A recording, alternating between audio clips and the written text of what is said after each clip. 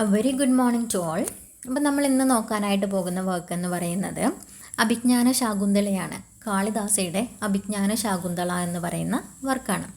നമ്മുടെ ഒരു classical Indian ലിറ്ററേച്ചറിൻ്റെ history എടുത്ത് നോക്കുകയാണെന്നുണ്ടെങ്കിൽ അതിൽ one of the most important place hold ചെയ്യുന്നൊരു വർക്കാണ് ഈ ഒരു അഭിജ്ഞാന ശാകുന്തള എന്ന് തന്നെ നമുക്ക് വേണമെങ്കിൽ പറയാനായിട്ട് പറ്റും. അപ്പോൾ നമ്മളൊരു വർക്ക് പഠിക്കുന്നതിന് മുമ്പായിട്ട് ആദ്യം എന്ത് ചെയ്യണം? ആ ഒരു വർക്ക് വന്ന കാലഘട്ടം അല്ലെങ്കിൽ അതിനെ ഇൻഫ്ലുവൻസ് ചെയ്തിട്ടുള്ള കാര്യങ്ങൾ, അതിൻ്റെ കുറച്ച് ഫീച്ചേഴ്സ്, ഇങ്ങനെയുള്ള കാര്യങ്ങളൊക്കെ നമ്മൾ ആദ്യം മനസ്സിലാക്കി കഴിഞ്ഞാൽ പിന്നെ നമ്മൾ ആ ഒരു വർക്കിലൂടെ പോകുന്ന സമയത്ത് കൃത്യമായിട്ട് നമുക്കത് മനസ്സിലാക്കാനും അനലൈസ് ചെയ്യാനുമായിട്ട് സാധിക്കും. സോ നമ്മളിവിടെ ഫസ്റ്റ് ബാക്ക്ഗ്രൗണ്ട് ഇൻഫർമേഷൻസ് കുറച്ച് നോക്കാനായിട്ട് പോവുകയാണ്. ആദ്യമായിട്ട് ഇന്ത്യൻ ക്ലാസിക്കൽ ഡ്രാമയെ കുറിച്ചാണ് നമ്മൾ പറയുന്നത്. ഇന്ത്യൻ ക്ലാസിക്കൽ ഡ്രാമ എന്ന് പറയുമ്പോൾ ഇവിടെ ഫസ്റ്റ് പോയിൻ്റ് എന്താണ് തന്നിട്ടുള്ളത്? All civilisations had their own drama. ഓരോ സിവിലൈസേഷനും അവരുടേതായിട്ടുള്ള ഡ്രാമ ഉണ്ടായിരുന്നു എന്നാണ്. അപ്പോൾ അത് ഡ്രാമയുടെ കേസിൽ മാത്രമല്ല, ഓരോ ആർട്ട് ഫോമുകളും ഓരോ സിവിലൈസേഷനിലും ഓരോ കാലഘട്ടത്തിലും ഡിഫറെൻ്റ് ആയിരുന്നു. ആ ഒരു കാലഘട്ടത്തിൻ്റെ ഫീച്ചേഴ്സ് അനുസരിച്ചിട്ട് അല്ലെങ്കിൽ ആ ഒരു സമയത്ത് അവിടെ ട്രെൻഡിങ്ങിൽ ഉണ്ടായിട്ടുള്ള കാര്യങ്ങൾ അനുസരിച്ചിട്ട് ആ ഒരു വർക്ക് ഫോമുകൾക്കൊക്കെ മാറ്റങ്ങൾ ഉണ്ടായിരുന്നു, അല്ലെങ്കിൽ ആർട്ട് ഫോമുകൾക്ക് മാറ്റങ്ങൾ ഉണ്ടായിരുന്നു എന്ന് പറയാം. ഇത് ഡ്രാമയിലാണെങ്കിലും ഈവൻ നമ്മളിപ്പം നമുക്ക് ഫെമിലിയർ ആയിട്ടുള്ളൊരു ആർട്ട് ഫോമാണ് ഫിലിം എന്ന് പറയുന്നത് അല്ലേ. അപ്പോൾ ഇപ്പോഴത്തെ ഒരു ഫിലിമും നമ്മൾ കുറച്ച് കുഞ്ഞായിരുന്ന സമയത്തുള്ള ഒരു ഫിലിമും എടുത്ത് നോക്കിക്കഴിഞ്ഞാൽ അതിലൊരു മേജർ ഡിഫറൻസ് നമുക്ക് അതിൻ്റെ തീമിലാണെങ്കിലും മേക്കിങ്ങിലാണെങ്കിലും ഒക്കെ നമുക്ക് കാണാനായിട്ട് പറ്റും അല്ലേ. അപ്പോൾ ഇതുപോലെയുള്ള ഡിഫറൻസുകൾ എല്ലാ സിവിലൈസേഷനിലും ഉണ്ടായിരുന്നു, എല്ലാ കാലഘട്ടത്തിലും ഉണ്ടായിരുന്നു. അപ്പോൾ ഡ്രാമയ്ക്കും അതുണ്ട് എന്നാണ് പറയുന്നത്. Indian dramatic tradition was influenced by dramatic elements found in Vedas. അപ്പോൾ എന്താ പറഞ്ഞത്? നമ്മുടെ വേദാസിൽ കുറച്ച് ഡ്രാമാറ്റിക് എലമെൻസിനെ കുറിച്ചിട്ടൊക്കെ പറയുന്നുണ്ട്. അല്ലെങ്കിൽ ഇന്ത്യൻ ഡ്രാമാറ്റിക് ട്രഡീഷൻ, ആ ഒരു ഇന്ത്യയുടെ ഡ്രാമാറ്റിക് ട്രഡീഷൻ എന്ന് പറയുന്നത് വേദാസിലുള്ള ഡ്രാമാറ്റിക് എലമെൻസിനാൽ ഇൻഫ്ലുവൻസ് ചെയ്യപ്പെട്ടിട്ടുണ്ട് എന്നാണ് പറയുന്നത്. അപ്പോൾ ഈ ഒരു വേദിക് എറ എന്നൊരു പറഞ്ഞ നമുക്കൊരു കാലഘട്ടം തന്നെ ഉണ്ടായിരുന്നു അല്ലേ. ആ ഒരു കാലഘട്ടം ഏത് മുതൽ ഏത് വരെ ആയിരുന്നു എന്നറിയാവോ?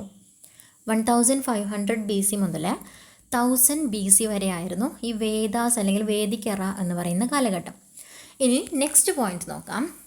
Epics like Mahabharata support the existence of performance or നാട്ട. അപ്പോൾ എന്താണ് എപ്പിക്കുകളായിട്ടുള്ള, അതായത് മഹാഭാരത പോലെയുള്ള എപ്പിക്കുകൾ ഈ ഒരു പെർഫോമൻസിനെ അല്ലെങ്കിൽ നാട്ടയെ ഇൻഫ്ലുവൻസ് ചെയ്തിട്ടുണ്ടെന്നല്ല, സപ്പോർട്ട് ചെയ്തിട്ടുണ്ട് എന്നാണ് പറയുന്നത്. എപ്പിക് എന്ന് പറഞ്ഞാൽ എന്താണ്? ഖണ്ഡകാവ്യങ്ങളാണ് അല്ലേ. ഇപ്പം നമ്മൾ ഇംഗ്ലീഷിൽ നോക്കുകയാണെന്നുണ്ടെങ്കിൽ നമുക്കുള്ള ഓൾഡസ്റ്റ് എക്സ്റ്റെൻഡഡ് ആയിട്ടുള്ള എപ്പിക് എന്ന് പറയുന്നത് ഏതാണ്? ബിവുൾഫാണ് വരുന്നത്. അതുപോലെ തന്നെ നമ്മുടെ ഇംഗ്ലീഷ് ലിറ്ററേച്ചർ പഠിക്കുന്ന സമയത്ത് നമ്മൾ പലപ്പോഴും കേട്ടിട്ടുള്ള അല്ലെങ്കിൽ അറിഞ്ഞിട്ടുള്ള വാക്കുകളാണ് ഇലിയഡും ഒഡീസിയും ഒക്കെ വരുന്നത്. ഇതൊക്കെ എന്താണ്? എപ്പിക്കുകളാണ് അല്ലേ. ഇതുപോലെ തന്നെ ഇന്ത്യൻ ലിറ്ററേച്ചറിലെ വൺ ഓഫ് ദ എപ്പിക്കാണ് മഹാഭാരത എന്ന് പറയുന്നത്. അപ്പോൾ ഈ മഹാഭാരത പോലെയൊക്കെയുള്ള എപ്പിക്കുകൾ എന്ത് ചെയ്തിട്ടുണ്ട്? പെർഫോമൻസിനെ അല്ലെങ്കിൽ നാട്ടയെ സപ്പോർട്ട് ചെയ്തിട്ടുണ്ട് എന്നാണ് പറയുന്നത്. ഇപ്പോൾ ഇവിടെ പെർഫോമൻസ് എന്ന് പറയാനുള്ള കാരണം എന്താണ്? നമ്മൾ ഡ്രാമ എന്ന് പറയുമ്പോൾ നമ്മൾ റീഡ് ചെയ്യുകയാണോ ചെയ്യുക? അല്ല, ഡ്രാമ നമ്മളെങ്ങനെയാണ് ആസ്വദിക്കുന്നത്? അതായത് പെർഫോം ചെയ്ത് കാണുമ്പോഴാണ് അല്ലേ. അപ്പോൾ അതൊരു പെർഫോമിംഗ് ആർട്ട് ഫോമാണെന്ന് നമുക്ക് പറയാം. Next, most extended treatise on Indian drama is Natyashastra by Bharatamuni. അപ്പോൾ അടുത്തത് എന്താണ് പറഞ്ഞത്? നമ്മുടെ ഓരോ വർക്കുകൾ അല്ലെങ്കിൽ ഓരോ ടൈപ്പ് ഓഫ് വർക്ക്സിനെ കുറിച്ചിട്ട് ഓരോ കാലഘട്ടത്തിൽ അല്ലെങ്കിൽ ഓരോ സിവിലൈസേഷനിൽ ഓരോ വർക്കുകൾ വരുമ്പോൾ അതിനെക്കുറിച്ച് കുറച്ച് റൂൾസ് ആൻഡ് റെഗുലേഷൻസ് ഒക്കെ ഉണ്ടാവും. അതായത് ഇന്ന കാര്യങ്ങളൊക്കെയാണ് അതിൽ വരേണ്ടത്, ഇന്ന കാര്യങ്ങളൊന്നും വരാൻ പാടില്ല, അല്ലെങ്കിൽ ഇന്നതിനൊന്നും ഇമ്പോർട്ടൻസ് ഇല്ല, ഓഡിയൻസിന് കൺവേ ചെയ്യേണ്ടതായിട്ടുള്ള മെസ്സേജുകൾ ഇന്നതും ഒക്കെയാണ് എന്ന് പറഞ്ഞിട്ട് കുറച്ച് റൂൾസ് ആൻഡ് റെഗുലേഷൻസ് ഒക്കെ ഉണ്ടാവും. അപ്പോൾ അങ്ങനെയുള്ള കാര്യങ്ങളൊക്കെ ഇൻക്ലൂഡഡ് ആയിട്ടുള്ളൊരു വർക്കാണ് ഭരതമുനിയുടെ നാട്യശാസ്ത്ര എന്ന് പറയുന്നത്.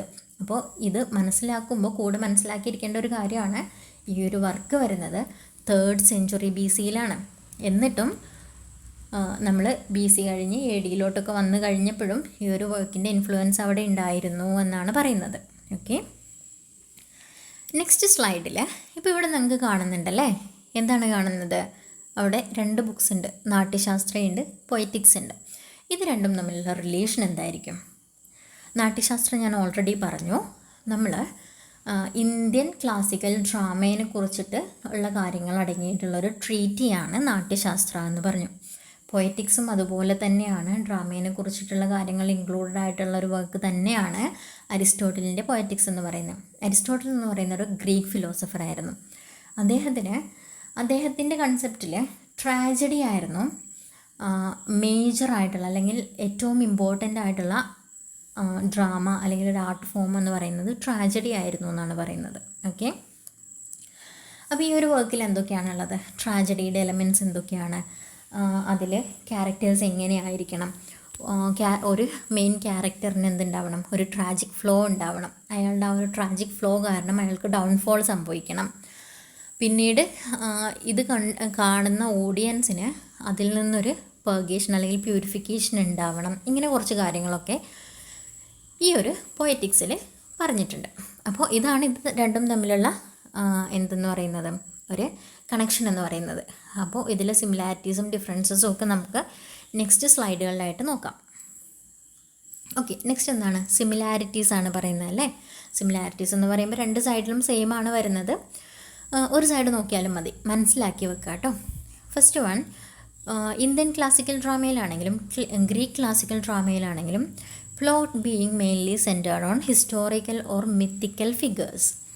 ആ ഒരു ഡ്രാമയുടെ പ്ലോട്ട് ലൈൻ അല്ലെങ്കിൽ ആ ഒരു ഡ്രാമ എപ്പോഴും ആ ഒരു ഹിസ്റ്റോറിക്കലായിട്ടുള്ള ഒരാളിനെയോ അതല്ലെങ്കിൽ മിത്തിക്കലായിട്ടുള്ള ഒരു ഫിഗറിനെയോ ഒക്കെ ഫോക്കസ് ചെയ്തിട്ട് അല്ലെങ്കിൽ അതിന് സെൻറ്റർ, അത് ഡ്രാമയുടെ ഒരു സെൻറ്റർ ഇതായിക്കൊണ്ട് വേണം വരാനെന്നാണ് പറയുന്നത്. ഓക്കെ, ഈ മിത്തിക്കൽ ഫിഗേഴ്സ് എന്നൊക്കെ പറയുമ്പോൾ എന്താ? ഇപ്പോൾ ഫോർ എക്സാമ്പിൾ നമുക്ക് നമ്മുടെ ഫിലിം എടുത്ത് നോക്കിക്കഴിഞ്ഞാൽ അറിയാം അല്ലേ, ഒരു ഫിലിം വരുമ്പോൾ അതിലൊരു ഹീറോ ഉണ്ടാവും. ആ ഒരു ഹീറോയുടെ ലൈഫിനെ ചുറ്റിപ്പറ്റിയായിരിക്കും അതിലെ സ്റ്റോറീസ് എല്ലാം വരുന്നത്, ആ ഒരു ഫിലിം മുഴുവനായിട്ടും വരുന്നത്. അപ്പോൾ അതുപോലെ തന്നെയാണ് ഇവിടെയും വരുന്നത്. ഹിസ്റ്റോറിക്കൽ ഫിഗേഴ്സ് അല്ലെങ്കിൽ മിത്തിക്കൽ ഫിഗേഴ്സ് ആവണം എന്നുള്ളതേ ഉള്ളൂ. പിന്നെയോ supernatural figures such as gods and goddesses. ഈ മിത്തിക്കൽ ഫിഗേഴ്സിൻ്റെ കാര്യത്തിലാണിത് വരുന്നത്. സൂപ്പർ നാച്ചുറലായിട്ടുള്ള ദൈവങ്ങളെ പോലെയൊക്കെയുള്ള ആളുകളുടെ പ്രസൻസ് നമുക്ക് ആ ഒരു ഡ്രാമയിൽ കാണാനായിട്ട് പറ്റും എന്നാണ് പറയുന്നത്. Then drama divides into acts and scenes. Drama ആക്റ്റുകളായിട്ടും സീനുകളായിട്ടും ഡിവൈഡ് ചെയ്തിട്ടുണ്ട്. അത് നിങ്ങളൊരു ഡ്രാമ എടുത്ത് നോക്കിക്കഴിഞ്ഞാൽ, അതും മുമ്പത്തേത് തന്നെ വേണമെന്നില്ല, ഈവൻ ഇപ്പോഴത്തേതാണെങ്കിലും നിങ്ങളെടുത്ത് നോക്കിക്കഴിഞ്ഞാൽ അറിയാം, ഒരു ഡ്രാമേനെ ഒരുപാട് ആക്റ്റുകളായിട്ട് ഡിവൈഡ് ചെയ്തിട്ടുണ്ടാവും. ഓരോ ആക്റ്റിലും പിന്നെ എന്തുണ്ടാവും? ഡിഫറെൻ്റ് ആയിട്ടുള്ള സീൻസ് ഉണ്ടാവും. ഓക്കെ, നെക്സ്റ്റ് വരുന്നത് കോറസ് ആണ്. കോറസ് എന്ന് പറയുന്നത് ഡ്രാമയുടെ ട്രഡീഷൻ നോക്കുകയാണെന്നുണ്ടെങ്കിൽ അത് ഇന്ത്യനിലായാലും ഗ്രീക്കിലോട്ട് പോയാലും ഒക്കെ one of the most important ആയിട്ടുള്ള ഒരു എലമെൻ്റ് ആയിരുന്നു കോറസ് എന്ന് പറയുന്നത്. ഇപ്പോൾ ഹിസ്റ്റോറിക്കൽ ഫിഗേഴ്സിനെ അല്ലെങ്കിൽ മിത്തിക്കൽ ഫിഗേഴ്സിൻ്റെ ഒക്കെ സ്റ്റോറീസ് പറയുമ്പോൾ നമുക്കൊരു പക്ഷേ അവരുടെ ബാക്ക്ഗ്രൗണ്ട് ഇൻഫർമേഷൻസോ കാര്യങ്ങളോ ഒന്നും അറിയില്ലായിരിക്കും. അതല്ലെങ്കിൽ ആ ഒരു സീനിൽ നമുക്ക് അഭിനയിച്ച് പെർഫോം ചെയ്ത് കാണിക്കാൻ പറ്റാത്ത കുറച്ച് കാര്യങ്ങളുണ്ടാവും. അപ്പോൾ ഇതിനെക്കുറിച്ചൊക്കെ നമുക്കൊരു അവെയർനെസ് തരുന്നത് ആരാണ്? കോറസ് ആണ്. നെക്സ്റ്റ് വരുന്നത് ഡെവലപ്മെൻറ്റ് ഓഫ് സ്റ്റോക്ക് ക്യാരക്ടേഴ്സ്. അതായത് ഓരോ വർക്കിലും സാധാരണയായി കാണപ്പെടുന്ന കുറച്ച് ക്യാരക്ടേഴ്സ് ഉണ്ടാവും. അതിൻ്റെയൊക്കെ ഒരു അങ്ങനെയുള്ള ക്യാരക്ടേഴ്സിനെ നമുക്കവിടെ കാണാമെന്നാണ് പറയുന്നത്. അതിപ്പം നമ്മൾ ഡ്രാമയല്ല, ഇനിയിപ്പോൾ ഫോർ എക്സാമ്പിൾ ഇപ്പം നമ്മളൊരു ഷോർട്ട് സ്റ്റോറി നോക്കി, അതല്ലെങ്കിൽ ഒരു ഡ്രാമ നോക്കി, പണ്ട് കാലത്തെയോ അല്ലെങ്കിൽ ഇന്നത്തെയോ എന്തായാലും ഒരു ഡ്രാമ നോക്കി, അതല്ലെങ്കിൽ ഒരു നോവൽ നോക്കി, അതിലെന്തുണ്ടാവും? കോമൺ ആയിട്ട് പല ക്യാരക്ടേഴ്സിനെ നമുക്ക് കാണാനായിട്ട് പറ്റും. ക്യാരക്ടേഴ്സിൻ്റെ ബാക്ക്ഗ്രൗണ്ട് ഡിഫറെൻ്റ് ആയിരിക്കും, അവരുടെ സോഷ്യൽ ക്ലാസ്സും സ്ട്രക്ചറും ഒക്കെ ഡിഫറെൻ്റ് ആയിരിക്കും. പക്ഷേ എന്താണ്, അവർക്ക് കുറച്ച് കോമൺ ആയിട്ടുള്ള സിമിലാരിറ്റീസ് ഉണ്ടാവും എന്നാണ് പറയുന്നത്. അപ്പോൾ ഇതുപോലെയുള്ള കോമൺ ഫീച്ചേഴ്സ് കാണിക്കുന്ന ക്യാരക്ടേഴ്സിനെയാണ് സ്റ്റോക്ക് ക്യാരക്ടേഴ്സ് എന്ന് പറയുന്നത്. നെക്സ്റ്റ് വരുന്നത് ഡിഫറൻസസ് ആണ്. ഡിഫറൻസ് നോക്കുകയാണെന്നുണ്ടെങ്കിൽ ഇന്ത്യൻ ക്ലാസിക്കൽ ഡ്രാമയിൽ എന്തില്ല? ട്രാജഡി ഇല്ല. പക്ഷേ ഗ്രീക്ക് ക്ലാസിക്കൽ ഡ്രാമയിൽ സുപ്പീരിയർ ആയിട്ട് വരുന്നത് തന്നെ എന്താണ്? ട്രാജഡിയാണ്. ഇന്ത്യൻ ക്ലാസിക്കൽ ഡ്രാമയിൽ നോക്കുകയാണെങ്കിൽ ഹിന്ദു കോസ്മോളജി പ്രകാരം ഡെത്ത് എന്ന് പറയുന്നത് ലൈഫിൻ്റെ എൻഡ് അല്ല, അല്ലേ? അതെന്താണ്? ഒരു സ്പിരിച്വൽ അല്ലെങ്കിൽ ഒരു സ്പിരിച്വൽ ലൈഫിലോട്ടുള്ള ലിബറേഷനാണ് അവിടെ സംഭവിക്കുന്നതെന്നാണ് പറയുന്നത്. അതുകൊണ്ട് തന്നെയാണ് ട്രാജഡി എന്ന് പറഞ്ഞൊരു സംഭവം നമുക്ക് കാണാൻ പറ്റാത്തത്. അതുപോലെ ഗ്രീക്കിൽ unities of time, place and action വരുന്നുണ്ട്. പക്ഷേ ഇന്ത്യൻ ക്ലാസിക്കൽ ഡ്രാമയിൽ നമുക്കത് കാണാനായിട്ട് പറ്റില്ല. അതായത് ഒരു 24 hours ഉള്ളിൽ നടക്കുന്ന കാര്യങ്ങളായിരിക്കണം വേണ്ടത് എന്നാണ് പറയുന്നത് ഒരു ഡ്രാമയിൽ. പക്ഷേ ഇന്ത്യൻ ഡ്രാമയിലോട്ട് പോകുമ്പോൾ അവിടെ എന്താണ് കുറച്ച് സമയം എർത്തിലെ കാര്യങ്ങളായിരിക്കും, കുറച്ച് സമയം ഹെവനിലെ കാര്യങ്ങൾ കാണിക്കും.